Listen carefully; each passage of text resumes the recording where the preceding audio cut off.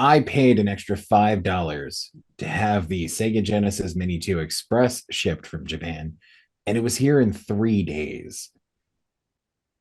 I've had things mailed to me by neighbors months ago that still aren't here.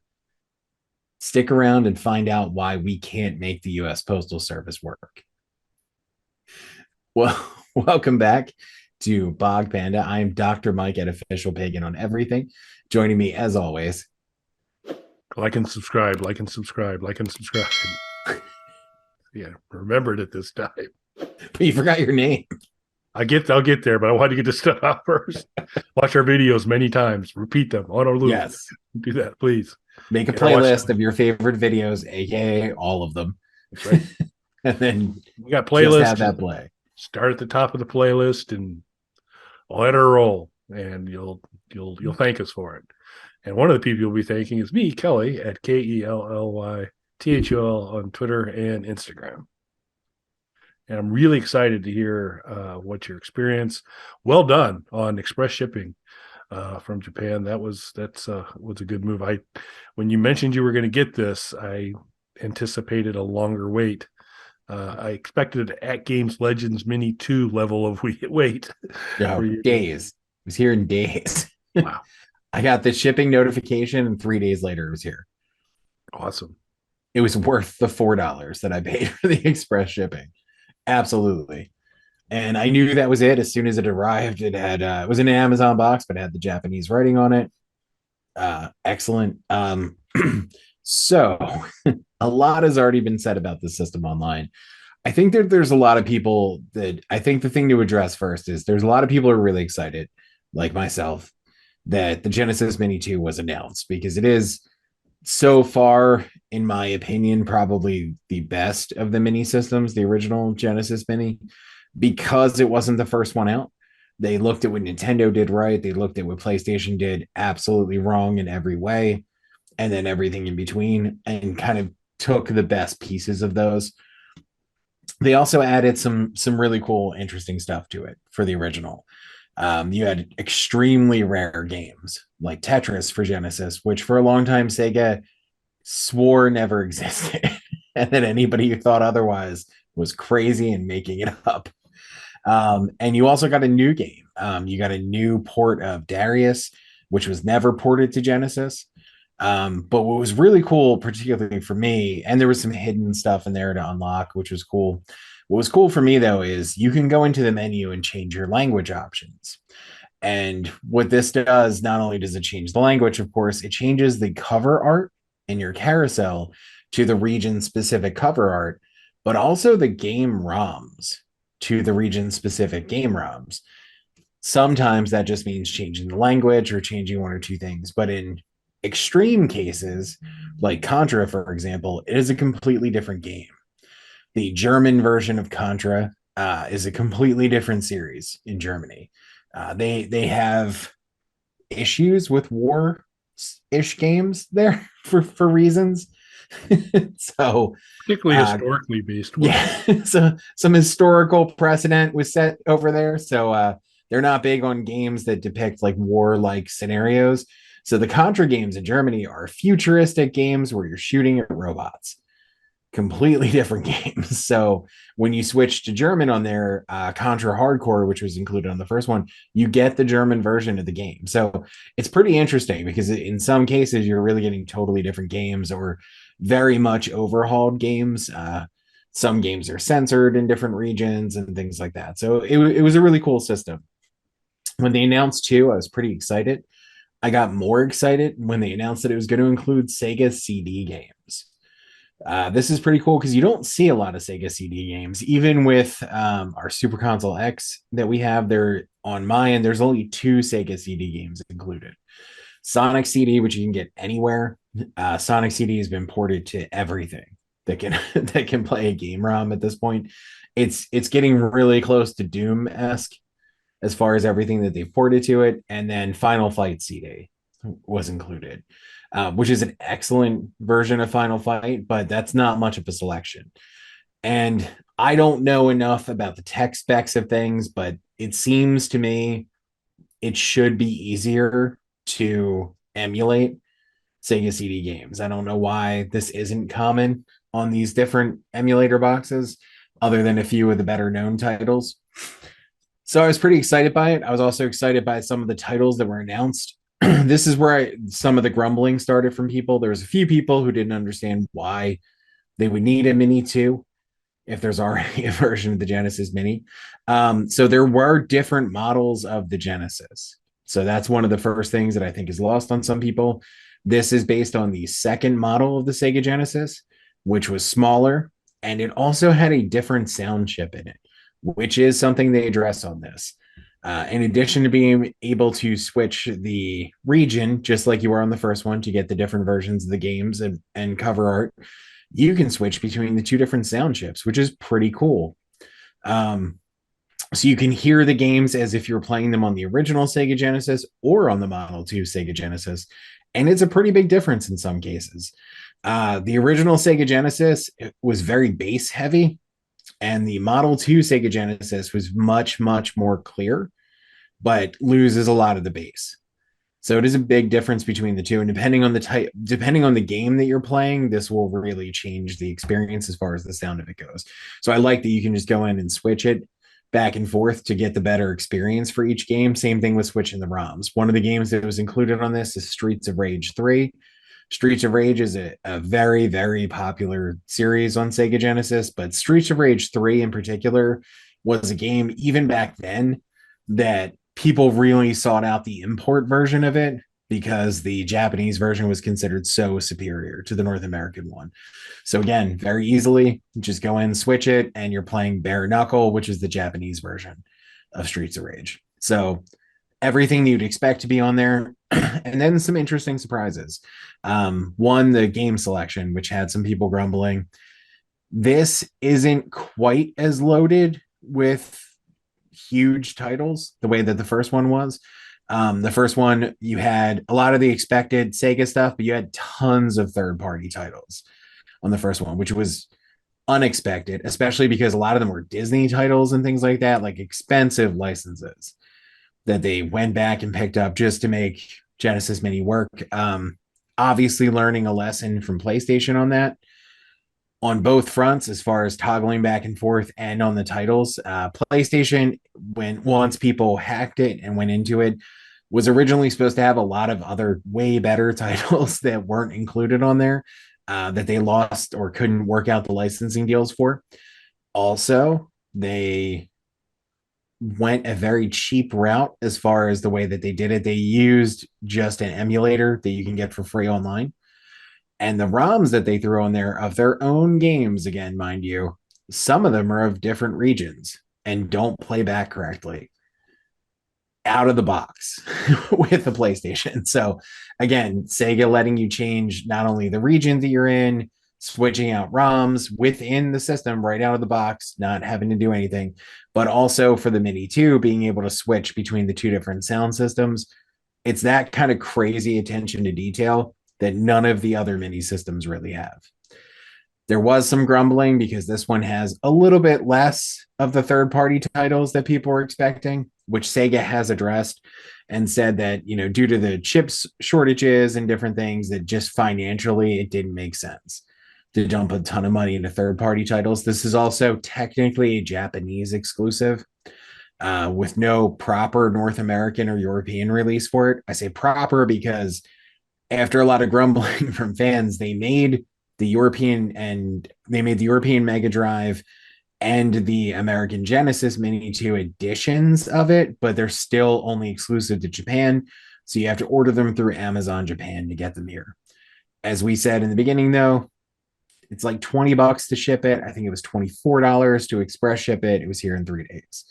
So I have no complaints there. The unit itself, while it's more powerful to be able to play the Sega Genesis games, it's smaller, which some people have complained about, but it is smaller in the accurate proportions of the Mini 2, of the Genesis 2, because the Genesis 2 was smaller than the original Genesis. So it's proportionally accurate to the Mini 1 when you put them side by side. So everything's good there. It comes with the 6-button controller for Genesis, which in my opinion was one of the best controllers that we've had so far. So I like everything about it. As far as the games list, I was really excited about the games list. I think this is one of those things where people's reaction to the games list has been tempered by online criticism of games over the years. So a good example would be like Clay Fighter. Clay Fighter sort of falls into that Shaq Fu territory. When Shaq Fu was released, it did fine. That game was ported to every system. It wasn't like a gigantic hit or anything like that, but it did fine. But because it built up this reputation for its weird premise online, a lot of people see it as like one of the worst games ever made. But at the time it was actually released, that wasn't the consensus at all. It got decent reviews and it did well. Clay Fighter is starting to kind of fall into that a little bit now too. Clay Fighter is a parody fighting game where you play as claymation characters and it's meant to mock Street Fighter and Mortal Kombat and things like that. Clay Fighter was a really successful franchise that was ported to everything and has multiple sequels.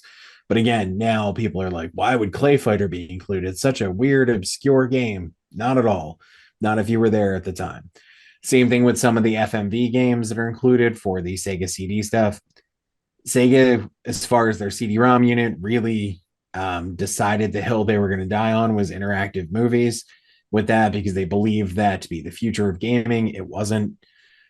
It's what they did though. So a lot of the Sega CD games included are FMV games because that's accurate to what the Sega CD was. They're not popular now, that format. But again, if they weren't included, it wouldn't be an accurate depiction of what Sega CD was. Yeah, so and it comes with one controller, right? One controller, yeah. One controller. Uh, can you order the appropriately scaled CD add-on to the Mini? So not that it would work obviously, but just visually, Yes. you can. Okay. Yeah, you can so when they released the first one, you could also order the Sega CD attachment for that too. It is just cosmetic, but you could order the Sega CD attachment and a 32X attachment for the original one. Again, all cosmetic. So It starts to build it into kind of a stereo stack at that point. yeah, A little stereo stack at this point. yeah. Yeah.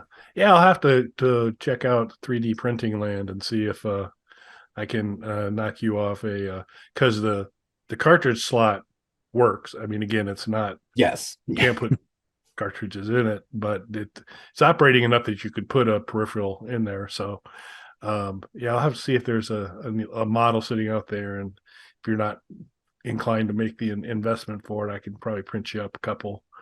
Oh, absolutely. That'd be a good thing to do. Cool. But yeah, Yeah, I and definitely recommend it. It sucks that it's only in Japan. It's also a limited edition. They said from the beginning they were not doing a large number, which is why it was initially Japanese only release. yeah, which is odd because the original one high volume. It was all over the place. Yeah, it was everywhere for quite a while, and it was very very successful. So this is one of the things that some people are calling Sega's continuing issue with the way that they handle their releases of their hardware, going all the way back to the 90s when they shot themselves in the foot with 32X and Saturn and bungled the releases of both of them. That this is another example of them, their poor release strategies. But yeah, according to them, because of the chip issues and things like that, they could only do a smaller number. So that's why it was limited. But because of the demand, you can get the North American and European versions of it. Yeah, I'm giving it serious consideration because it. So, and you had a little chance to experience a little bit. Still a big fan of the Amiga 500 Mini in terms of accuracy, in terms of look and feel. It doesn't have anywhere near the volume of games that this does, and and the controllers are solid. They're good for that, and also kind of Amiga-ish accurate in terms of the mouse, and then they used their 32X or CD32 rather controller for the more the kind of gaming joystick as well, which is kind of nice. So that's pretty cool. But yeah, I'm tempted to get that. There's not a lot of other minis at this point I'm chomping at the bit to get, but this one's super tempting, and I do want to experience Night Trap, and I want to kind of see how that translates through a mini, and see uh, how they pull off the full motion video stuff. It's interesting. So I've played a few of the full motion video games. So Night Trap I played when it originally came out. You can also get Night Trap now on Steam and for Nintendo Switch and things like that. When you get it now, the game is remastered using the original footage. There are multiple versions of Night Trap, and a lot of them were cleaned up. The original, so Night Trap was originally made for a VHS game, but the idea was that it was multiple tapes and you'd have to switch back and forth between different tapes. This never went anywhere. The game was never released. So the game got shelved after they shot the bulk of it with Dana Plato, not from Poltergeist, but from Exorcist 2. So with Dana Plato, and they shot the bulk of it. So Sega ended up picking it up for Sega CD, and Sega shot extra footage, like these bumpers that kind of explain how to play it within the Sega structure. And it was smart of them to do that because the character in the game is controlling the camera system using a Sega Genesis controller. So they got like little branding in there too, which was nice. One of the big complaints, especially if you go back and play the original Sega CD version of Night Trap or any of those kind of games, is because of the limited color palette that they had to work with at that time, even with the expanded storage space of a disc, the full motion video doesn't look great on those early CD-ROM games, not just on Sega CD, on all of them. I've heard people describe it accurately as looking through a rusted screen door at something. That's pretty accurate. So when you played later ports of Night Trap, because it was eventually ported to PC and 3DO and 32X, they all looked better. So it was cleaned up. The image was cleaned up significantly. And when you play it now, it's completely remastered and it looks great when you play it on Steam now. Going back to the original Sega CD, but now having it upscaled to 720 creates a weird thing with the image. I'm going to have to take a picture and send it to you. It looks better, but weird when it's upscaled because they don't replace. This is the actual Sega CD version.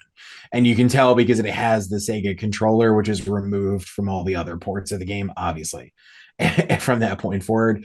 So this is the actual Sega CD-ROM. And so they didn't swap it out for the remastered footage. So it's the original footage upscaled to 720 from 480. So it looks cleaner, but it gives it this kind of flatter, more pixelated look at the same time. So it's kind of hard to explain, but it looks weird, and it's not just Night Trap. I also played Sewer Shark, which was a pack-in for Sega CD, which was meant to kind of show you how these interactive movie games would work, and it does it with that as well. Also, there's a thing that people don't like about interactive movies, which is really funny because every included title on here does it. And I remember playing ones on other systems and they do it too, which is where characters in the movie yell at you. So that's a super common thing. I don't know why. Like it wasn't just this one developer or anything like that. It's across platforms when this was going to be the next big thing. Having the characters on screen yell at you was a thing that everybody thought video game players wanted. So that's a common thing I see people complain about. So that's 100% in all of these games. But it's weird looking. The upscale to 720 just gives it a weird look. So you lose the rusty screen door, but it's odd looking. It doesn't look like the remastered version. That's why always Laserdisc games were superior, because all you did was get a stink eye in Dragon's Lair when you screwed up. The corpse of your character would give you a dirty look, but that was about it. Never yelled at you, which is nice. Cool. Yeah, I've seen like more recent like retro reviews and stuff. They're like, "Hey, playing these games because they just yell at you." And I was like, "Yeah, I kind of remember that one or two games and playing a few of them back to back. That is the whole game, all of the games." So Well, we'll never yell at you on Bug Panda, folks. So you should probably watch this video in its entirety again. and again.